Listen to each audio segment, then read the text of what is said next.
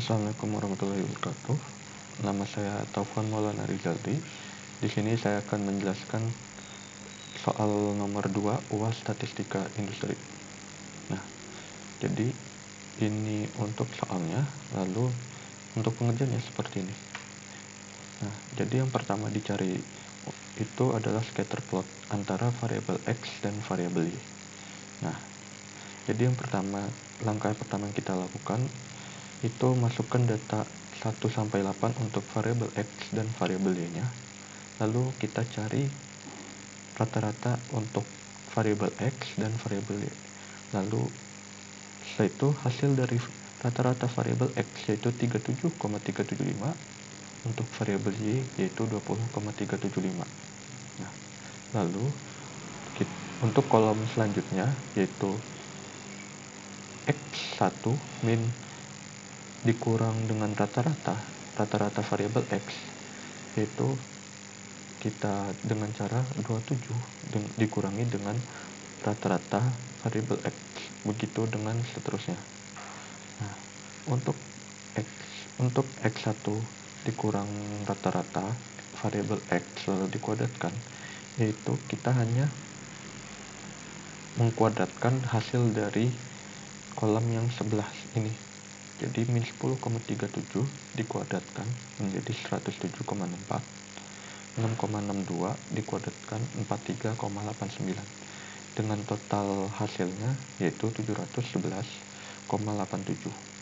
Nah, sama dengan variabel Y yaitu 30 dikurang dengan rata-rata variabel Y, hasilnya menjadi 9,12. Nah, untuk yang ini sama dengan kolom yang ini, jadi ini hanya mengkuadratkan dari kolom sebelahnya, sehingga hasilnya seperti ini dengan total 286,87. Nah, untuk kolom sebelah ini kita mengkalikan antara kolom yang ini, kolom X1 dikurang rata-rata variabel X, dengan Y dikurang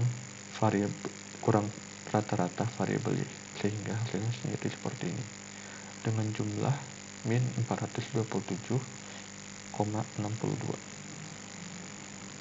Nah, untuk yang B itu menghitung korelasi sampel antara variabel X dan variabel Y. Nah, untuk rumus korelasi yaitu seperti ini: R sigma X1 min rata-rata variabel X dikali Y1 dikurang rata-rata variabel Y per akar jumlah dari variabel total dari X1 min X2, X1 dikurang rata-rata X variabel X lalu dikuadratkan dikurang juga dengan Y1 total Y1 dikurang rata-rata Y variabel Y lalu dikuadratkan. Nah, ini bisa diambil dari tabel scatter plot ini. Jadi untuk yang bagian atas itu min 427,62 per akar 711,87 dikurang 286,87, sehingga hasilnya menjadi min 20,62. Nah,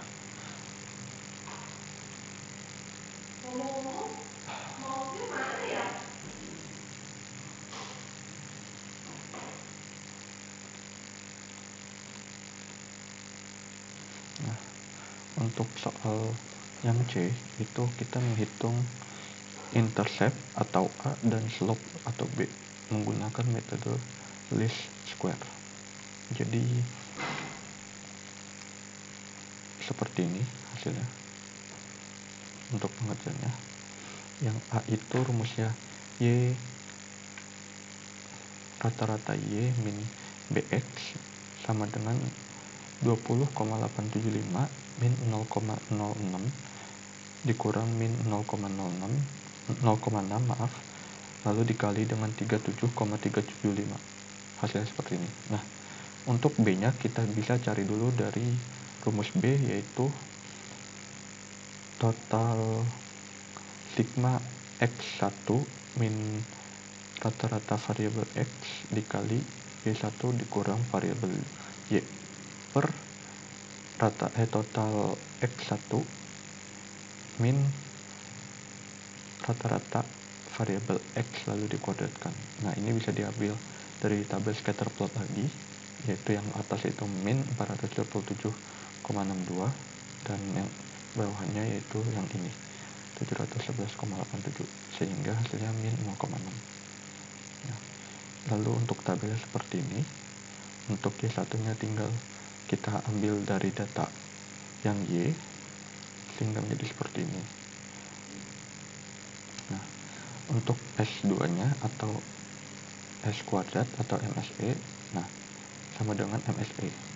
Nah, untuk rumus S kuadrat sendiri itu seperti ini, E kuadrat per N min 2, ini total E kuadrat ya, sehingga E kuadratnya itu yang kita ambil dari tabel ini itu 482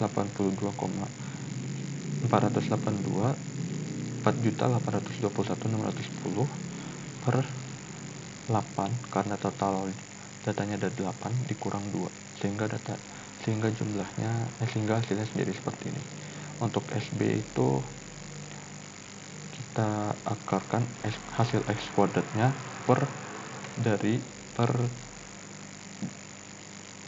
total X1 min rata-rata variabel X lalu dikuadratkan, sehingga menjadi akar hasil ini dikurang dari, kita ambil lagi dari tabel scatter plot, yaitu 711,87, sehingga dapat jawabannya menjadi 29,09. Nah, untuk yang D itu kita mencari hipotesis 0 yang menyatakan tidak ada pengaruh X terhadap Y yang akan ditolak pada taraf nyata 5% atau 0,05 jika dalam desimal, yaitu H0 nya seperti ini. Jadi hipotesis 0 menyatakan tidak ada pengaruh X terhadap Y. Untuk H1 nya hipotesis 0 menyatakan ada pengaruh X terhadap Y. Lalu statistik ujinya seperti ini, T sama dengan B atau slope nya dikurang beta per SB. Nah, kita dapat B nya itu dari 0,6, yang ini min 0,6, lalu min 0 jika kita misalkan sama dengan 0 per 29,09, SB nya didapat dari ini, sehingga hasilnya min 0,02. Lalu untuk derajat bebasnya itu karena jumlah datanya ada 8, jadi 8 min 2 sama dengan 6. Lalu untuk kita tolak H0 jika hasil T-nya 2 lebih besar dari 2,447 dan terima H0 jika T-nya lebih kecil dari 2,447. Nah, dari mana 2,447? Itu kita cari dari tabel T, yaitu hasilnya menjadi 2,447. Sehingga kesimpulannya, terima H0 karena hasil T itu lebih kecil daripada 2,447. Jadi hipotesis 0 menyatakan adanya pengaruh X terhadap Y. Lalu untuk yang ke-5 atau yang E itu menentukan proporsi variasi pada variabel Y yang dapat dijelaskan oleh garis regresi yang dibangun. Sehingga kita untuk H0 ya, model regresi tidak mampu menjelaskan variasi pada variabel Y.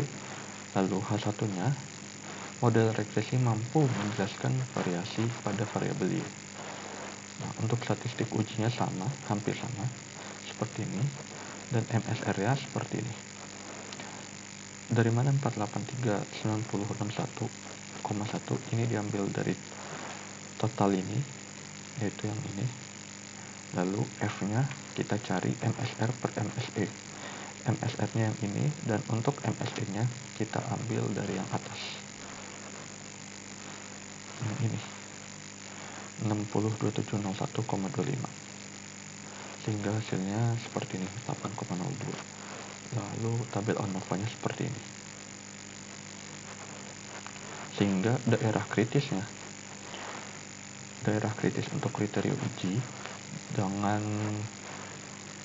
taraf nyata 0,05 atau 5%, lalu derajat bebasnya 1, V1-nya 1, dan V2-nya 7. Ini akan menolak H0 jika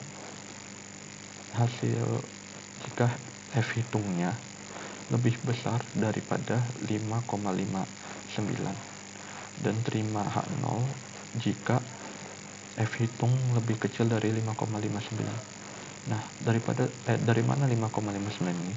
Yaitu kita dapat dari F tabel lagi. Sehingga kesimpulannya H0 tolak H0 karena F 8,02 ini lebih besar daripada 5,59. Jadi model regresi mampu menjelaskan variasi pada variabel Y.